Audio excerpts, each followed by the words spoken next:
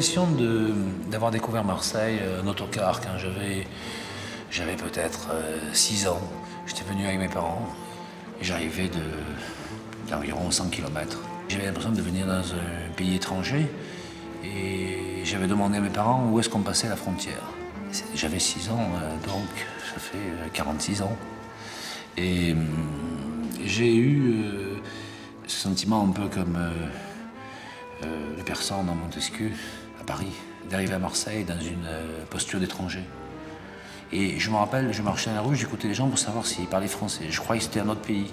Et vous imaginez, à 46 ans, finalement, cette sensation que j'ai eue est restée.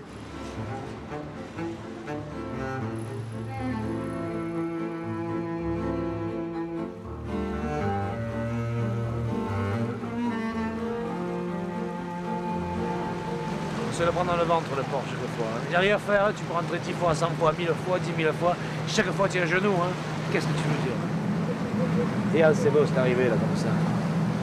Avec les 3 tours de la Bourdette. Moi, je les aime bien, ces tours. Personne ne les aime, mais moi, je les aime, ces tours. Où tu as vu une ville, toi, où tu mets 3 tours en plein centre historique du 19e et ça marche. Regarde.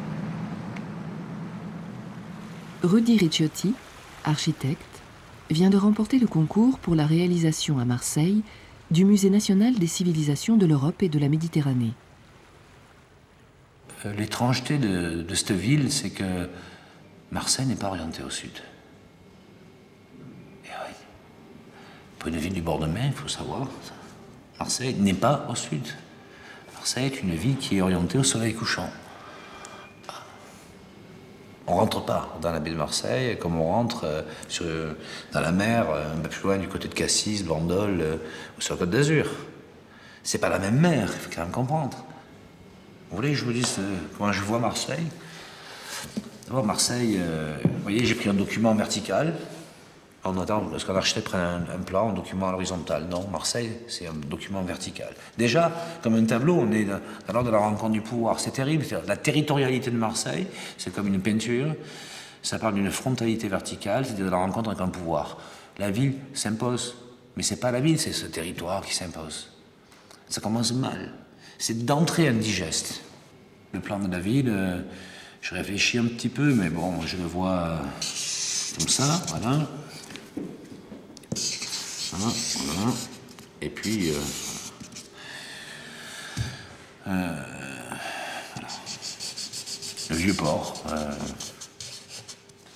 Et la mer. Le soleil, hein, la Marguerite. À l'ouest. Et puis le vent, qui nous en fout plein la pêche comme ça. Je veux dire, Marseille n'est pas vraiment une condition urbaine, Marseille est davantage une condition littorale. C'est quand même la ville de France qui a le plus grand littoral maritime, il faut quand même le rappeler. Ce qui permet de générer plusieurs cultures. Marseille est maritime, Marseille est portuaire, Marseille est balnéaire.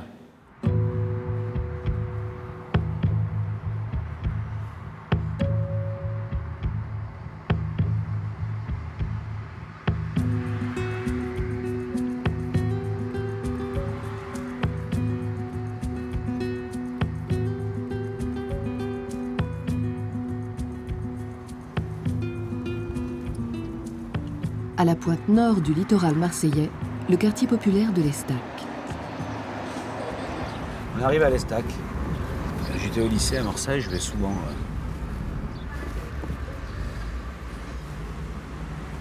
Ça a toujours été un quartier auquel tout le monde peut s'identifier.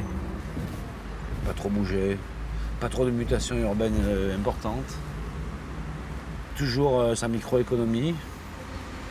C'est un quartier qui vit assez bien, en relation aussi à l'activité maritime, la pêche. Pour comprendre Marseille, il faut quand même bien évaluer sa topographie.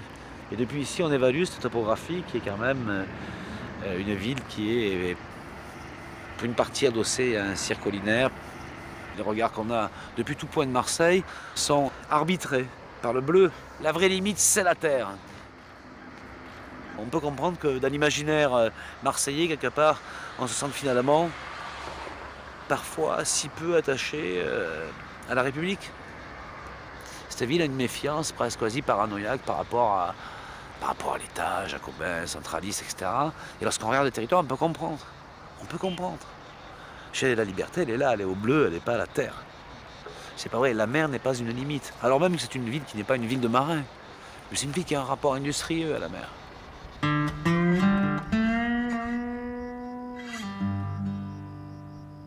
Sur les hauteurs de l'Estac, les vestiges de l'épopée industrielle de la ville.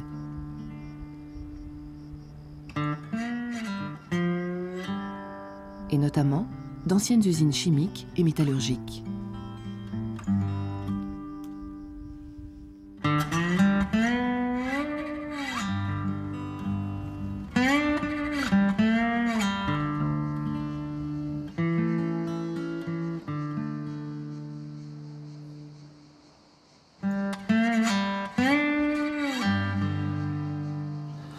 Voilà, ça c'est ce qu'on appelle une réhabilitation de friche industrielle, c'est-à-dire qu'on va tout détruire là.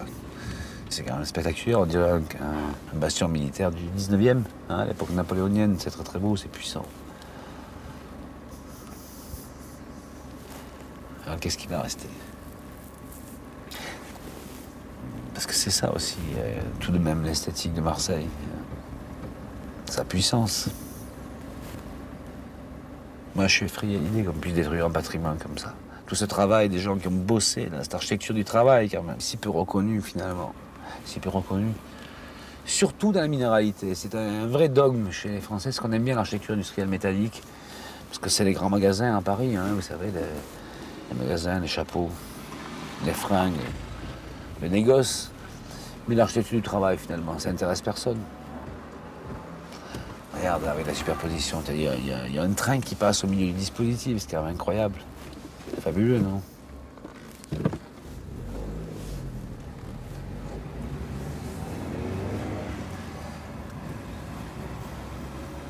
Donc ici on a bon, les stacks, avec des pêcheurs, des tonniers qui se baladent. Là, bon. Et puis après il y a la trame comme un complot, c'est le complot portuaire, c'est-à-dire... c'est un fabuleux complexe ici avec des pagnes, il y a un ordre imaginaire. Je dessine n'importe quoi, mais il y a un ordre imaginaire.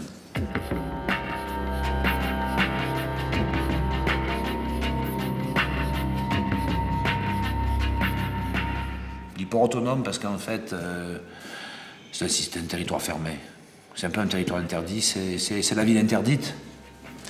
Mais c'est aussi... fondateur de toute l'économie de la ville.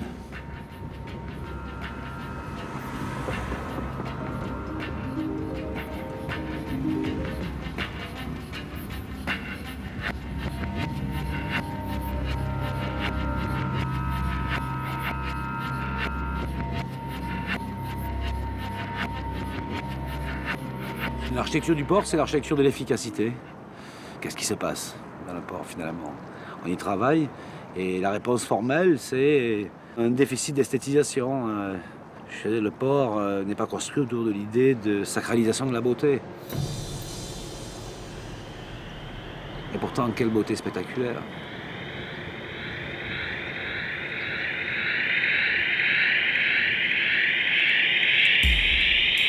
Ce sont les navires qui organisent les bâtiments, et pas l'inverse.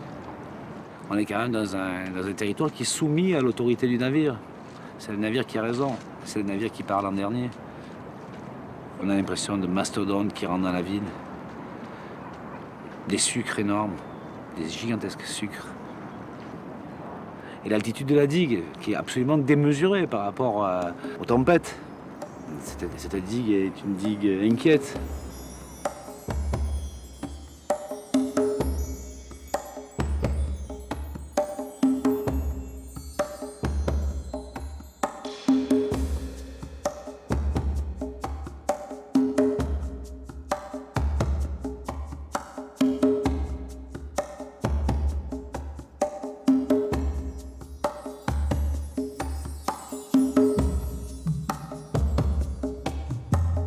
Je pense que cette ville a toujours eu un rapport inquiet à la mer.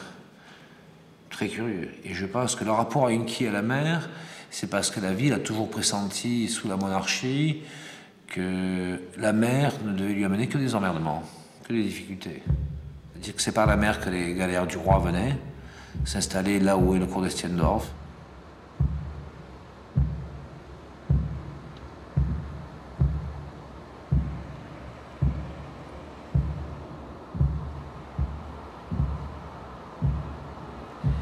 on peut imaginer ce qu'aurait été le Nord à l'époque des galères. Cet espace rempli d'eau, exactement à l'emplacement des façades telles qu'elles sont, et avec des galères qui rentrent, c'est-à-dire des navires de guerre en bois qui manœuvrent.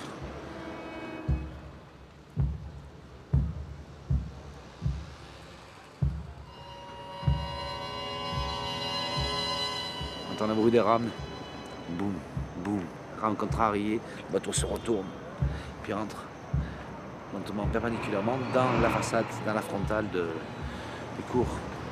Et ici, il y avait de l'eau. Et après, c'est devenu le canal des douanes. Il ne reste plus que la maison de capitaine, ou tout au moins la façade. Mais la forme urbaine est là aussi, elle est signifiante. Et moi, je rêve le moment où il y avait les galères, qui rentraient, je sais pas, de guerre, du cuir, de l'acier, du bois, de la poudre, et des anchois, et de l'eau de vie, et du gros sel, et du petit salé. Voilà, c'était la nourriture et des galettes.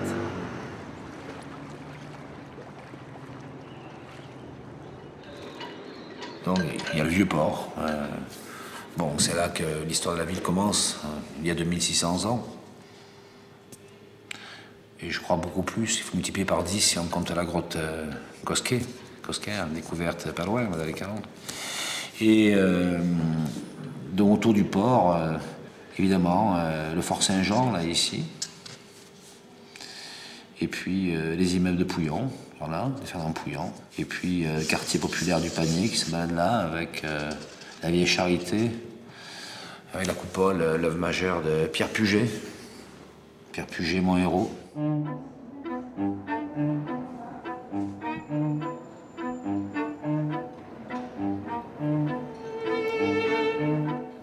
faut le faire de courir une ellipse. Pas simple. Imaginez la charpente. Imaginez le travail des zingueries. Un énorme melon. Une pastèque. C'est un chef-d'œuvre. Pour moi, c'est vraiment une des plus belles choses qui a été construite à Marseille et en France. En tout cas, c'est pour moi une source d'inspiration depuis très longtemps. Depuis que je suis étudiant, je crois. Je suis très fasciné par ce lieu.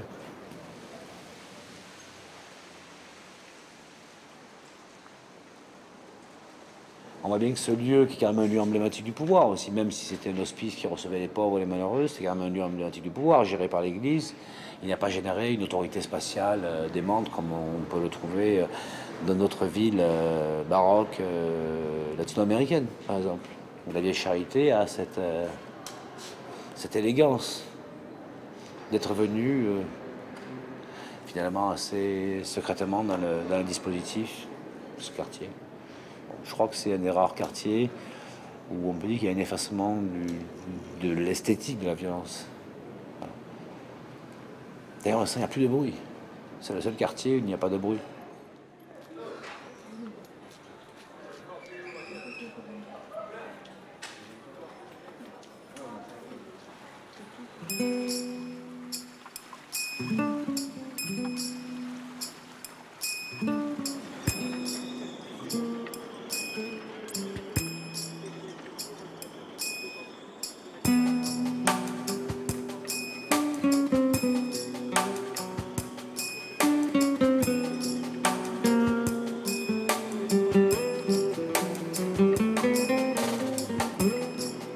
Moi, je trouve que Marseille, c'est un paysage, autour du port, par exemple, c'est un paysage de tours de pierre. Mais la ville n'est pas faite de pierre, il y a du béton.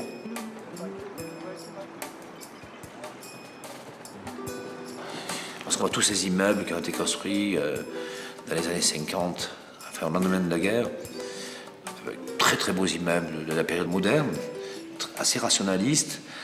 On a l'impression d'un paysage de pierre, un paysage de poussière. Ça,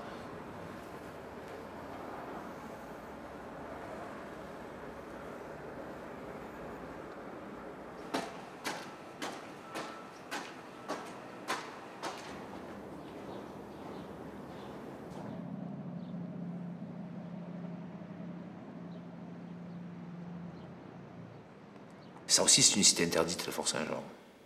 Il n'est pas accessible au public. Très peu.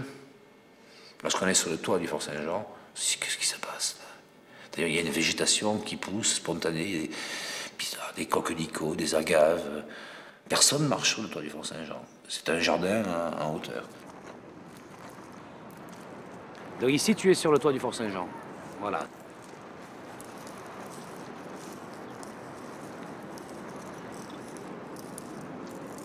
C'est un lieu inquiétant. Pour moi, c'est un lieu qui est plus que tout autre témoin de violence. C'est ici qu'a eu lieu le massacre des Jacobins. Et cette inquiétude a nourri mon travail d'architecte lorsque j'ai eu à dessiner le MUCEM, le Musée national des civilisations de l'Europe et de la Méditerranée. Je pense que ce sera unique. Et puis, quelle chance d'être en bord de mer, quelle responsabilité d'être ici face à la Méditerranée. Vous imaginez? Quel autre musée en France aura cette chance? Imaginons donc un cube qui est une mantille de béton, très fine, très fragile, une voilette, et puis derrière des rampes en corde suspendues, à des gréements comme l'on circule dans les gréements d'un voilier, et qui permettent de faire le tour d'un cube intérieur qui lui est en verre. Et le musée ne cherche pas à rivaliser avec le fort. Il est dans un rapport extrêmement sensible avec la masse du fort. Le fort est opaque, le fort est dans la pesanteur, dans la masse. Dans ce paysage de pierre et de poussière, finalement, ce projet n'avait pas d'autre choix que d'être dans une dématérialisation architecturale.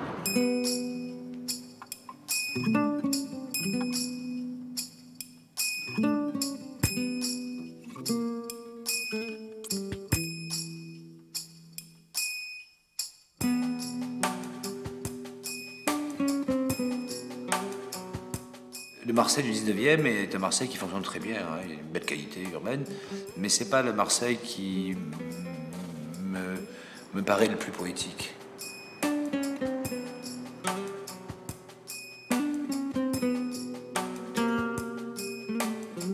Évidemment, s'il faut parler d'un lieu magique, il y a quand même un lieu que j'aime beaucoup, c'est lorsqu'on remonte la Canebière dans Dax, on débouche en haut sur ce qui était avant un parc botanique, qui est Longchamp, qui est complètement invraisemblable. C'est un acte, j'ai l'impression que c'est un acte mentalement baroque, positionné sur un fait raisonné, c'est-à-dire la gestion de l'eau qui arrive à Marseille.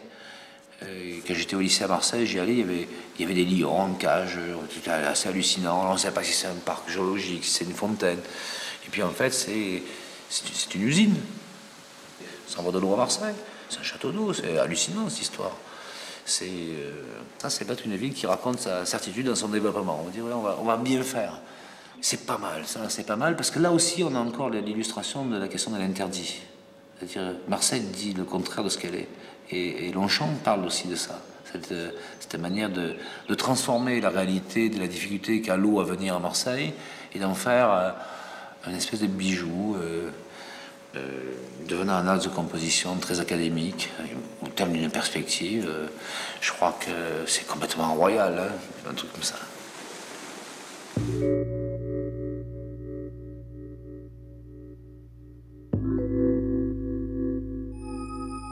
Il ne faut pas être inquiet de cette idée que Marseille n'est pas la ville des architectures. Marseille, c'est la ville d'une rencontre d'un territoire avec lui-même. Les paysages de cette ville sont les paysages de son échelle territoriale ample. On n'a jamais à dire, c'est la scénographie générale de la ville qui en fait toute la magie. Tout le génie architectural de la ville, c'est que lorsque la ville rencontre ses difficultés topographiques et lorsqu'elle échappe un peu aux logiques planificatrices du 19e. Un exemple, le quartier des Catalans. Là, il y a un quartier qui est dans l'ordre de la violence de l'accumulation urbaine. Parce qu'on voit toutes les strates, l'accumulation des systèmes de la vie, des immeubles, j'ai envie de dire l'accumulation des forces en présence, ça barde, c'est violent. On a l'impression, je ne sais pas pourquoi, chaque fois je me retourne et je regarde tout le quartier autour du cercle des nageurs, les immeubles de premier plan, de second plan, etc. Avec toutes ces fenêtres qui sont là comme des yeux qui regardent la ville les uns derrière les autres. Des immeubles des années 20, 30, 40, 50. Très curieux. Il y a une certaine véhémence dans la forme urbaine de la ville qui est assez fascinante et qui en fait, là, plus particulièrement qu'ailleurs, une vraie ville de tempérament. J'aime beaucoup ce paysage urbain de Marseille, là. Il y a une certaine violence esthétique dans la stratification de la ville qui est très très belle. Très très belle. D'ailleurs, on ne pourrait pas imaginer que c'est un quartier qui puisse appeler le désir d'habiter là. Ah, mais les gens veulent venir habiter là, parce que là, on sent une vraie identité territoriale.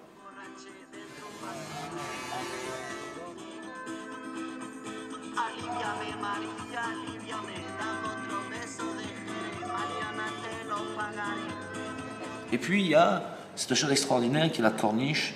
Vous savez, la corniche, c'est un ouvrage majeur qui a été fait par Gaston Defferre. J'allais dire presque le maire fondateur de la modernité de Marseille. C'est une plaque de béton, très mince. Et c'est une corniche en béton qui est le plus grand banc du monde sur lequel on peut s'asseoir, qui est très intelligemment positionné à une altitude légèrement plus basse que la voie littorale. C'est un ouvrage d'art que je trouve magnifique, de perfection. Tout ça, je trouve ça. Je suis toujours très ému lorsque je vais en mer, que je regarde le littoral. Cette corniche, c'est un trait particulièrement élégant qui vient, comme une plume, là, souligner une partie de la ville. Et qui vient finalement ordrer le paysage avec au-dessus de cette ligne de flottaison toute l'accumulation, la dispute urbaine, avec cette blancheur un peu sale de la ville qui n'a pas vraiment de couleur. Et puis, de ce coup, sous ce trait-là, cette ligne de flottaison, le plateau bleu, très radical, qui vient à mettre en scène ce paysage formidable. Voilà. C'est pour ça que, pour comprendre Marseille, il faut aller en mer. Là, on voit la corniche. C'est quelque chose d'assez spectaculaire. J'ai rarement rencontré dans des villes portuaires des ouvrages de cette qualité-là. Là, encore une fois, dans un béton exceptionnel qui fait penser de la pierre. C'est une ligne de référence, c'est presque une ligne d'horizon depuis la ville aussi en même temps. C'est quelque chose de très étrange. C'est ça, la ligne des Pures, elle est là. Et elle a fait un partage, un arbitrage du territoire maritime et du territoire de la ville.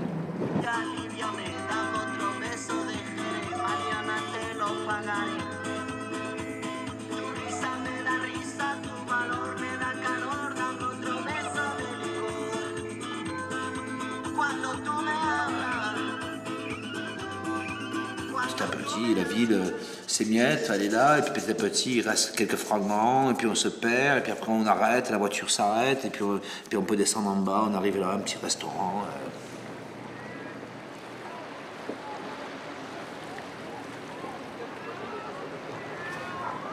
D'ailleurs là, on rencontre une autre échelle documentaire de la ville, c'est-à-dire le petit port, la crique.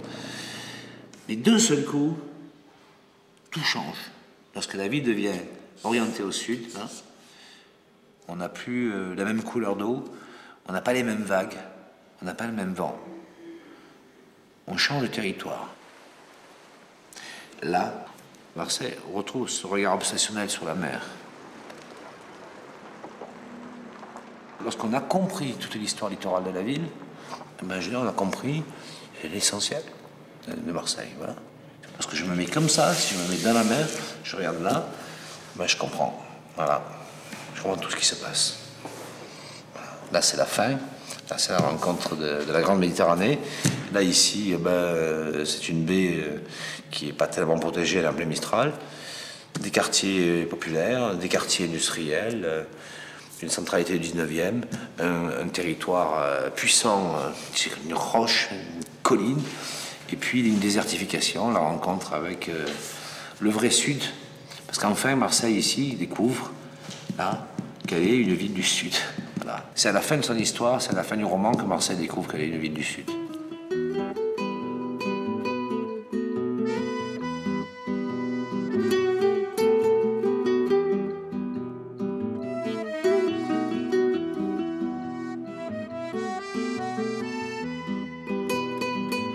Je crois que tout le monde veut venir habiter à Marseille aujourd'hui. Et la ville a des difficultés naturelles, presque, j'allais dire, biologiques, à accepter sa croissance. Parce qu'elle est dans un système territorial qui la tient de toutes parts. Hein. Ouais, je pense que l'inquiétude, c'est comment Marseille va, dans les 20 ans, gérer sa croissance urbaine. Je ne vois pas de solution. D'un point de vue strictement urbaniste, je ne vois pas de solution. Je ne sais pas.